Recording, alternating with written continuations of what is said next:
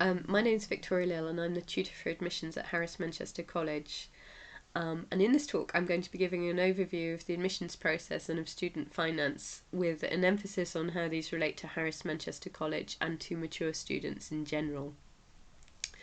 This talk's tailored to those who are thinking of applying for undergraduate study.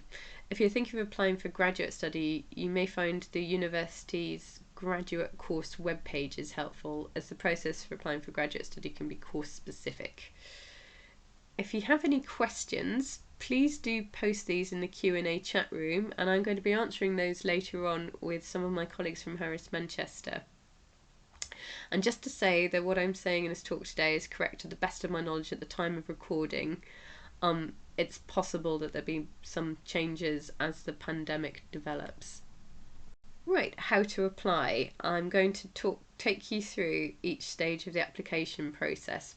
You probably already know that applications are all submitted through UCAS, and it's important to note that Oxford has an early application deadline of 15th of October. For most subjects, you'll be asked to sit a written test, and you need to register to take that test. It's a separate process than applying through UCAS. The registration deadline for the written tests is the same as for the UCAS application, which is 15th of October, and specifically 6 p.m. on the 15th of October. If you're applying for law, you will need to have sat the LNAT by the 15th of October. There's a range of dates on which you can sit it, and it has an earlier registration deadline of the 15th of September.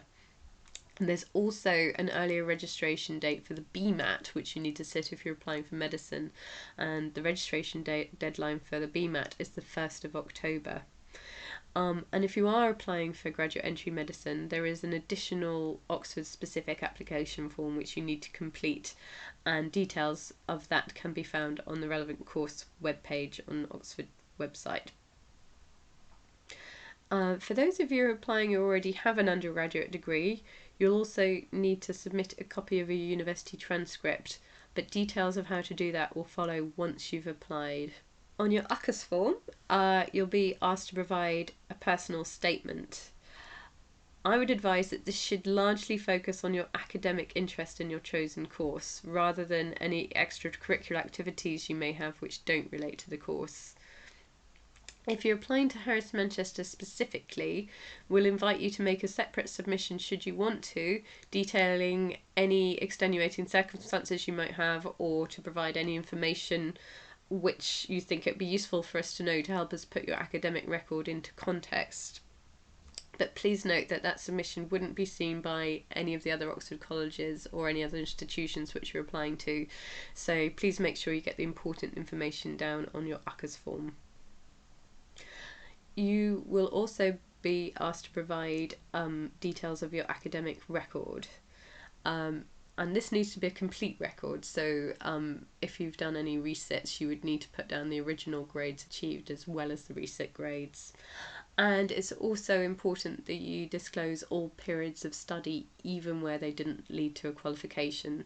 So for example, if you enrolled at another university and then after a year or so decided to discontinue with that course, you would still need to disclose that period of study even though it didn't result in a degree. You'll be asked to provide a reference. Preferably this would be an academic reference.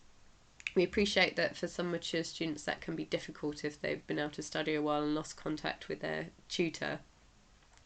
If you're in that situation, we will accept a professional reference. Anyone who's in a position to comment on your motivation and your work ethic, that would be quite useful to have a reference from them in place of no reference.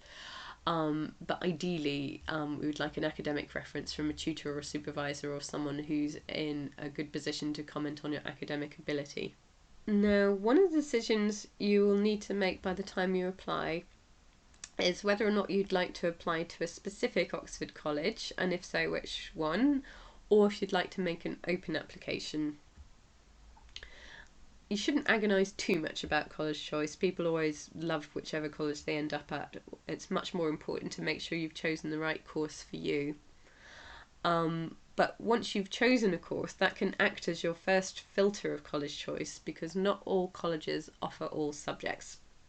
So if you look on the Oxford University webpage, there is information there about which colleges offer which courses. And so once you filter out the colleges that don't offer your chosen course, it's really a matter of personal choice. So why might you apply to Harris Manchester? Well, I think the main reason people apply to Harris Manchester is because it is a college for mature students. I should add that a mature student is defined as someone who's 21 or over by the start of the course date. So you can apply before you're 21, so long as you will have turned 21 by the time the course starts. Harris Manchester is quite a broad age profile, and it will of course vary slightly from year to year, but generally speaking, about 2/3 of the students are aged 21 to 30, and the other third are 30 upwards, and we have students studying well into their 70s. The majority of students are sort of bunched towards their early 20s, and that's a bit younger than people might expect the age profile of a mature college to have. But I would say that there is quite a big difference between the atmosphere of a college where everyone is 21 by the time they start and they've all seen a bit of life by the time they come to study, compared to that of another college where the majority of people are 18 when they start and have just left home for the first time. About a third of the undergraduates at Harris Manchester are reading for a second undergraduate degree, and the other 2/3 are studying for a degree for the first time. And if you are studying for a second undergraduate degree, you may be interested to know that Harris Manchester is the only college which offers scholarships to those reading for second BAs. Harris Manchester is one of the smallest Oxford colleges, so it usually has about 100 undergrads and about 150 postgraduates. It means it's very friendly and everyone knows everyone, but if you would prefer to be in a bigger college where a bit more anonymous, then Harris Manchester may not be the right college choice for you.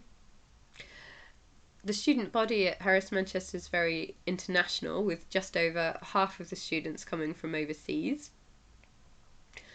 The college library is arguably the best in Oxford. It's open 24/7 during term time. It has the best ratio of books per student of any of the Oxford colleges, and it has 2 incredibly helpful librarians.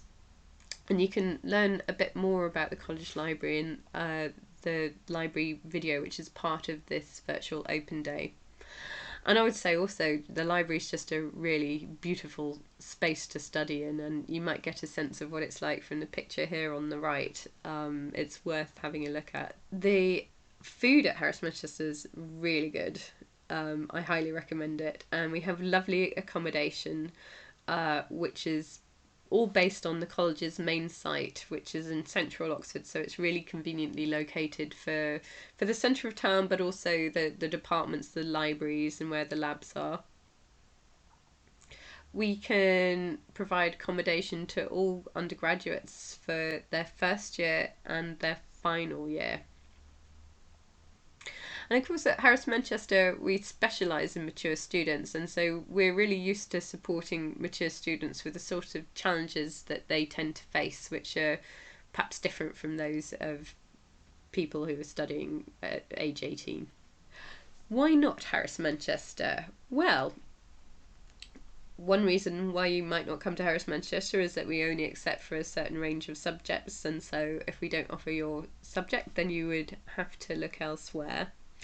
Also, only a fraction of the mature students at Oxford are at Harris Manchester. We're only so big, we can only accept so many, and so the majority of mature students are actually spread across the other colleges.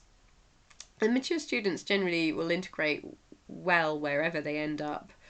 Some colleges will permit mature students to join their graduate common room, which means that they would have the opportunity to live with other graduates and socialise with other graduates as opposed to undergraduates. And so that would mean that it is possible that at another college you'd be living and studying with people of a more similar age to you. But not all do that. It would be something to look into before you choose a college.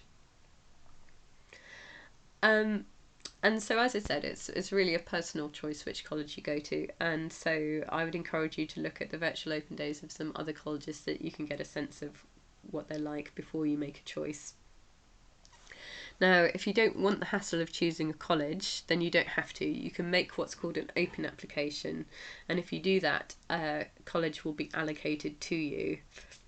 Now, if you're a mature applicant and you make an open application, you are very likely to be assigned to Harris Manchester.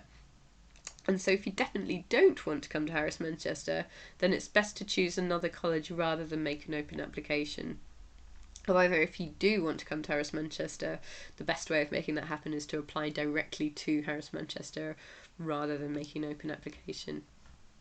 Right, so as mentioned earlier, most courses will require you to sit a written test. Most of the written tests are a test of aptitude rather than any specific knowledge you may have, and you can get a sense of what they involve from looking up past papers which are available on the university website. And as I mentioned earlier, you won't be automatically registered for these written tests. You need to make sure you go out and register for them. And when you register, you'll be asked to find a test centre to sit them at. Now, if you're pursuing formal studies in the coming academic year, your institution could be your test centre. So if you're at school or university, they may well be the test centre where you can sit the test. But if you're not studying, then you'll need to find what's called an open test centre.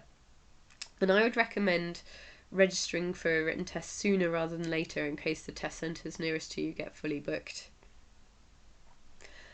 Most of the written tests will take place on the 3rd of November.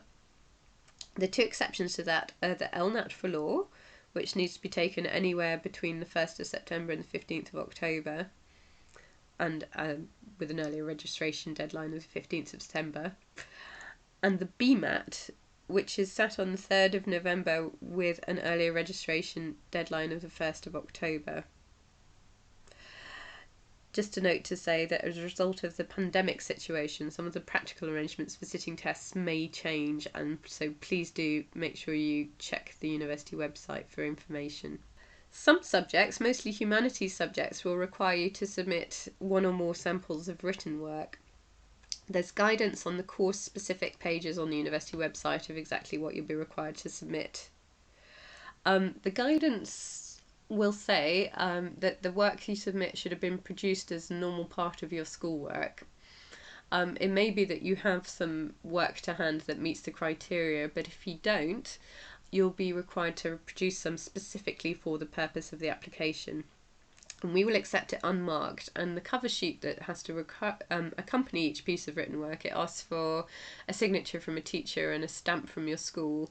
So if you're not studying, fill in the rest of the cover sheet, but it's fine to leave the signature box and the stamp box empty. If you are in a position where you're having to produce some written work from scratch specifically for the application, and you're not really sure where to start, we're happy to provide some suggested essay titles if that's helpful to you. So if you'd like some suggested titles, then please do get in touch. So once you've submitted your UCAS form, sat the written tests, submitted any written work and transcripts, the academic departments and the college tutors will decide whether or not to shortlist you for interview. Interviews will take place in the first 2 weeks of December, and it's been confirmed that for 2021 all the interviews will be conducted online. The technical details and, for example, the details of the technology which you'll be required to use for the interviews will be confirmed at a later date.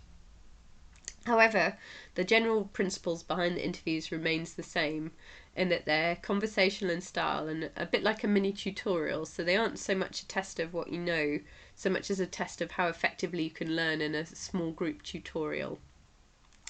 There are examples of interviews available on the Oxford website if you'd like to take a look. And once you've had the interviews, everyone will be notified of the outcome of their application on the same date, which is going to be the 11th of January 2022.